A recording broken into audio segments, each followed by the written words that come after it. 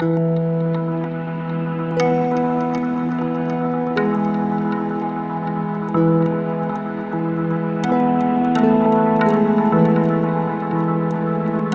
there, this is Mike and you're listening to Feeling Twisty. I'm really glad you're here. In Neville's lecture, Facts Overflow the World, he says to penetrate the facts and occupy the state of the wish fulfilled. I've noticed, and I'm relatively sure you have too, that some facts are easier to penetrate, to imagine differently than others. And those are usually the ones that we put a lot more weight on, more important things like health and relationships and wealth. I've noticed that they're only difficult to overcome because I'm imagining I have something to overcome. The struggle is there automatically because that's the state I'm in. So struggle must come out of that state. I'm not really in the state of my wish fulfilled. I'm in a state that is still holding on to the problem in some way. It might be a different state than the one I was in previously, but even though I've shifted into a state in which I still have that mountain to climb. I continue to go to sleep at night knowing that I'm going to have to start working on this problem again in the morning. And I'm already thinking ahead of, well, what am I going to imagine tomorrow? How am I going to react to the doctor's appointment tomorrow? What do I need to imagine differently? So I'm never really getting beyond the problem.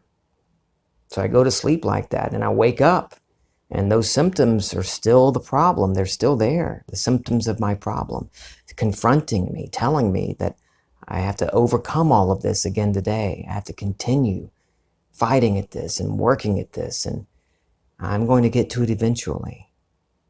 But I don't, because I continue to focus on those things instead of really getting into the state of my wish fulfilled. I continue to make the problem or problems the center of my attention. Now, there have been many times where I've been very specific about a particular thing. I want this thing to be different, this fact. I'm going to look at this fact and I'm changing it. I imagine it differently, a direct, pinpointed revision of a specific thing. And it changes. Other times, for me, it's been more useful to move into a state where the problem had never really been a problem at all. Instead of going after one thing, a symptom, or a specific fact like a doctor's report or a financial report, I get beyond those things and into the state of my wish fulfilled, a state where these things that I see as problems now, things I have to imagine differently about, were never really a problem at all. I dismissed them. I don't even take them into account in the state I am now occupying. For example, when I assumed dystonia was gone, with that little conversation I had with myself that Thanksgiving morning, I didn't imagine I was healed.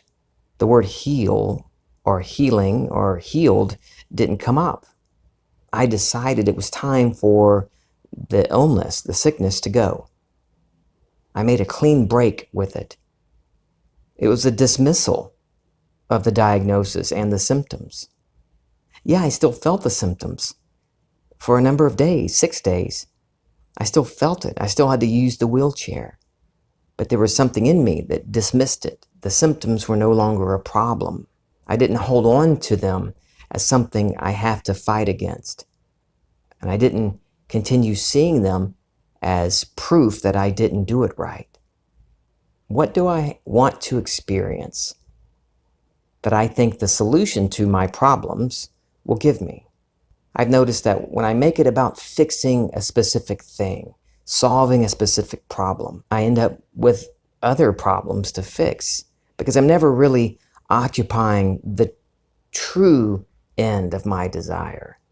I used to imagine, okay, this week I'm getting through the bills. I'm getting this bill paid this week. And then the following week I had another bill to deal with, and so on, month after month. because I never really occupied a state of, I'll call it financial freedom and security. I was just going after the problems instead of getting to the point of none of this was ever really a problem to begin with. It's a change of feeling. I can't really tell you what that feels like, but it was a change in how I viewed the bills that sprang from the state I was in. When I finally moved into and made that financial freedom my own, for real, occupying the state, how I saw the bills and how I handled the bills and shopping and everything that had to do with money, and even those things that didn't seem to have to do with money, but secretly did, all of that changed how I reacted to it. As I've mentioned before, even though the event of the healing seemed so simple and easy, I have had plenty of other things in my life since then that were not at all simple and easy. The difference was within me, not in the law of assumption. In fact, I was continually proving the law of assumption, proving that consciousness is the only reality. I continued to perpetuate more and more problems regarding health and relationships and money because I didn't allow it to be simple. I continued trying to imagine fixing the problems instead of constructing a state in my imagination, one in which the problems were never really the problems I thought they were. So when I noticed what I was doing, I changed what I was imagining.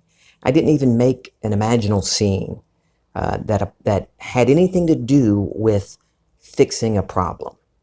Now, I've done on some things, but I'm talking about these that seem to just linger, these certain problems or these certain things that continue to go on and fester, continue to be a thing that just wouldn't go away. So I stopped imagining anything about specific problems that had to do with that. Instead, I imagined a scene sometimes, or just captured the feeling of what I want to experience. What do I really want to experience? Because me getting this bill paid this week isn't going to get me to that financial freedom that I want to experience. The feeling of financial freedom and security. You see what I'm talking about? It's how we perceive it. How I perceive this particular thing. Do I choose to continue seeing it as a problem to fix? Or can I get beyond it into the true feeling, the feeling of what I want to experience, regardless of what I'm feeling at the moment? I'll give you a recent example. You might remember, if you've listened to me in the past year, you know we had a couple of hurricanes that swept through our city. And we're still in the rebuilding process down here. Back in December of last year, I got an email from a man with the insurance company, our insurance company, telling me that he is now our adjuster. The adjuster who I really liked. I loved this guy who had been very helpful and very generous. Not overly generous, but willing to do what he's legally obligated to do, was no longer our adjuster. We were assigned a new one. And what did I do? I reacted. I had a little reaction. I'd been hearing stories from other people complaining about how things got worse for them when they were assigned a new adjuster. So in that moment, when I read that email, I reacted in kind. Just a little reaction of something like, ugh, great. And I continued to send in my receipts for my personal property items and emailing other questions and other documents that I needed to send in to get reimbursed for certain expenses. Over a month had passed before I could ever reach him by phone. And when I talked to him, he was very polite and promised to get payment out quickly to me for the things I'd sent in. But he didn't. Nothing. No payments came from him as promised.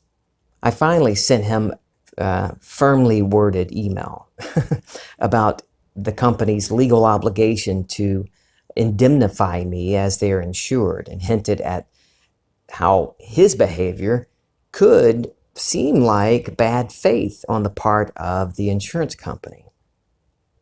And it worked. No, it didn't. It didn't work.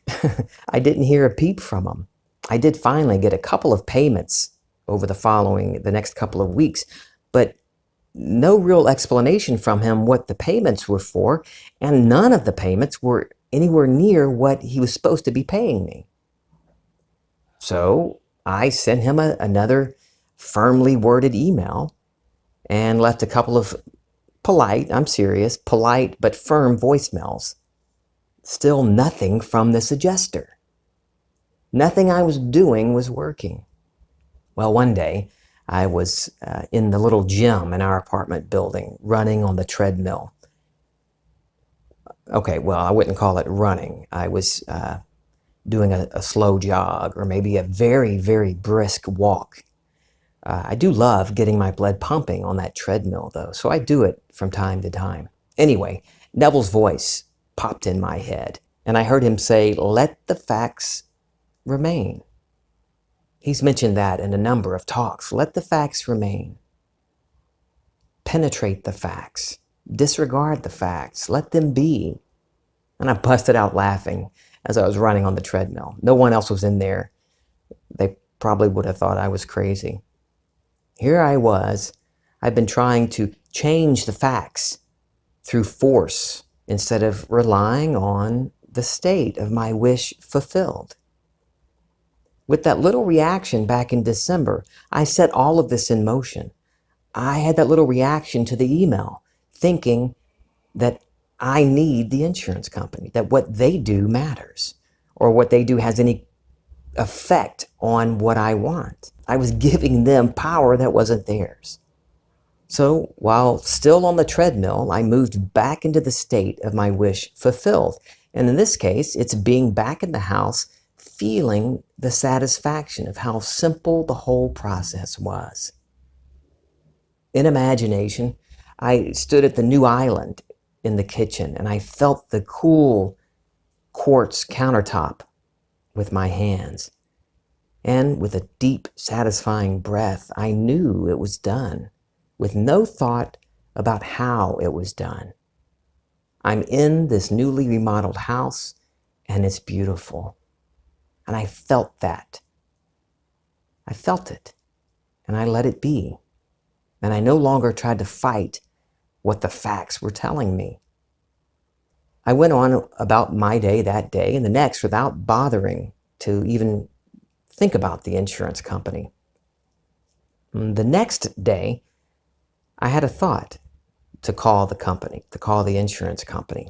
But the feeling was different. I didn't feel that pressure. I didn't have the feeling of I have to argue with them or debate anything to convince them to do anything for me. But I thought, let me call the insurance company. So I did, and the automated system directed me to a different person, a different adjuster. So I left a voicemail for this woman. A couple of hours later, she called me back, telling me that she is now my adjuster. This adjuster was very apologetic and didn't know why the previous adjuster had refused to pay what was owed. And she promised to go back through all of the documents I'd been sending in the last couple of months and get payment to me quickly, full payment. I stopped imagining I had a problem to fix. I didn't imagine even having a lovely conversation with the adjuster. The insurance adjuster and the company, his company, are a non-issue. I went to the real end. The house is beautiful. It's like a whole new house. That kind of feeling. Instead of thinking I had to force the insurance company to do anything. Now, that first adjuster isn't a bad person and isn't necessarily bad at his job. He was portraying the role I wrote for him in imagination. My state gave him that role to play. The world around me can only reflect the state I'm in. I reacted that December morning when I read the email, deciding that he's going to be a problem. And he performed admirably. The world is responding to your imaginal acts. You can continue to imagine the facts are unmanageable, or you can imagine beyond them. Neville says, learn to penetrate the facts As you penetrate the facts, you must go to a certain objective beyond the facts. What do you want now? Well, then you go into the state of the wish fulfilled. What state? The state you decide. You determine what you want in this world and go right into that state. And then you ignore the facts. Suppose the facts still deny what you did. It doesn't matter. Let the facts remain. They'll dissolve. They'll all dissolve because you're going to remain faithful and occupy the state. He goes on to say, penetrate the state and live in the state as though you have it, and you'll have it. Don't ask me how. The ways and means are contained within the state that you enter. It contains all that is necessary to externalize the state. That quote, it's just like Mark 11:24 in the Bible. Whatever you ask for in prayer, continue believing, be believing, the literal Greek says, be believing that you've received it already, and you will. That's occupying the state of your wish fulfilled. Over the last few years, since the healing, I've had other health issues come up, pains in places that, if I looked into it, could mean all kinds of awful things. Early on, I continued to go after the little problems, the symptoms, instead of trusting my state that I'd already constructed, this state of fit and healthy. It doesn't matter what my body is experiencing at this moment. This isn't me. Yeah, I have the body. I experience things in this life through it, but I'm not it. And I've already experienced that healthy state in my imagination. I know I've imagined it, and I know it's real. Years back, I had a friend who, no matter what the topic of our conversation was, he would find something that I said that was incorrect in his opinion, and he would proceed to explain to me why I was wrong. Sometimes he was right. Others, I knew, absolutely knew I was right. I knew the facts, but there was no convincing him that he was wrong. No matter how much evidence I had to show him, he could not be budged. He was right. Man, that used to annoy the hell out of me. I was a reporter back then. I knew the facts. I was the facts expert. Well, that's how I've become, and still becoming in some areas. I'm like my old friend now. It doesn't matter to me what anyone says and what the facts are. I'll let them be because I've already experienced my wish fulfilled in imagination, and that's where I'm living. Let the facts remain. They'll dissolve. They'll all dissolve because you're going to remain faithful and occupy the state. My son recommended I watch a YouTube video this week about alien encounters in Massachusetts back in the 1960s. So I pulled up the app on my TV and started to watch it. I was getting drowsy as I watched it, and just as I was about to doze off, I heard one of the men who says he witnessed it say, "I don't care what anyone says. I was there. I saw it and I heard it. I know it happened." And that woke me up. That's a perfect example of how we move from one state to another and remain in the end. That's living in the end. I captured the feeling of a wish fulfilled. And as I do, I'm experiencing it as a reality, just like that man on the video that swears he saw the alien craft and experienced all these things. I experienced it in an imagination. Now, no matter what the facts say, I know what I felt, what I experienced. Nothing and no one can change my mind. I was my own eyewitness to the state of my wish fulfilled. Go into the state in which the problem is just no longer there. No thought as to how you got there. No concern as how you beat certain problems. This new state just doesn't include those anymore. You're beyond all that. Neville says over and over that what you do in imagination is reality. That's where the power is, not in the physical activity. Whatever happens in the physical world will always follow the imaginal. The Bible says the same thing. Matthew 5:28, Jesus says, anyone who even looks at a woman with lust has already committed adultery with her in his heart. And a few verses before that, he says, I tell you that anyone who is angry with a brother or sister will be subject to judgment. And in 1 John 3:15, it says, anyone who hates another is really a murderer at heart. There are so many verses about our activity within, what we're thinking and feeling. Luke 12:3 says, what you have spoken in the dark will be heard in the daylight, and what you have whispered in the inner rooms will be proclaimed from the housetops. What you do in the inner room, that's your imagination, is what will be expressed in your world.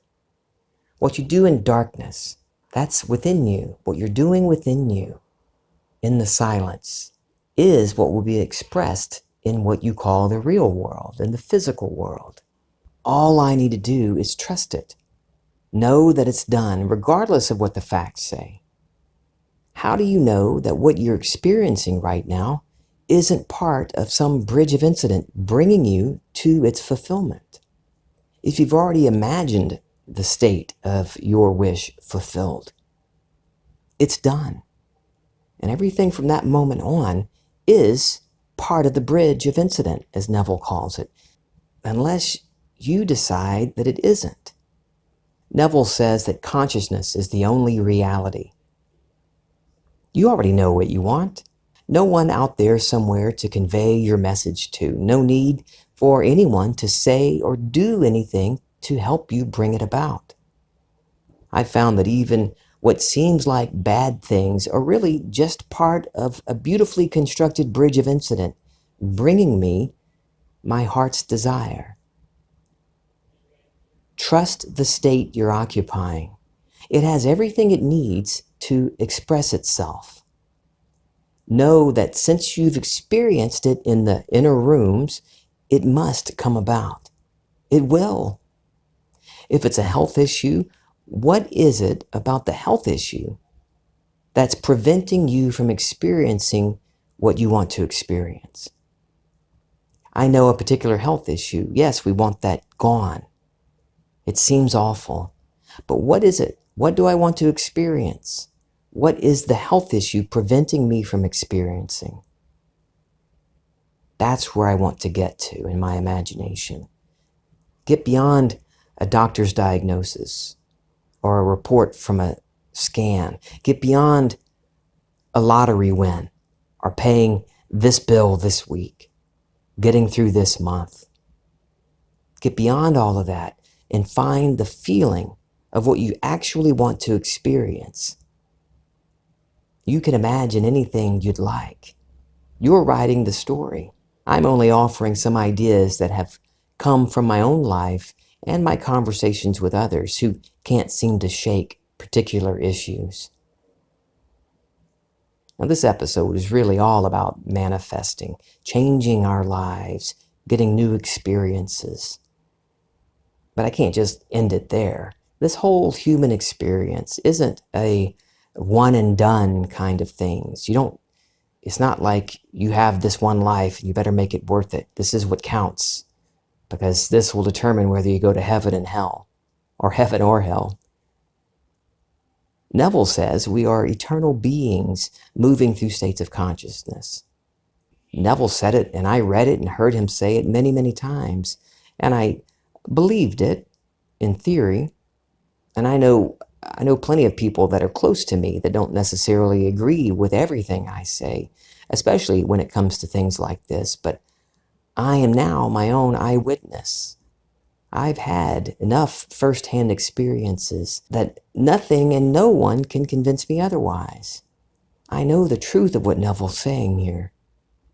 And there's a calming peace not a boring peace, an exciting, fun peace that comes with understanding this. It's like what the Bible says, a peace that passes all understanding. There's nothing I could tell you that can convince you. And there's no way I can describe to you what I've experienced fully with 100% accuracy to convey what I've felt and what I've seen. That's going to be up to you to experience. And you will. Or I'm just insane. And I'm living in my own little imaginal world. Maybe I'm in an asylum and I've created this whole thing. And maybe the orderly's going to come in shortly and give me another injection. Well, we're all like Saul in the Bible. We're all a little insane. The name Saul means to ask, to inquire. And just like Saul in the Old Testament, we're all looking outward. We're seeking the Father. We're seeking this source.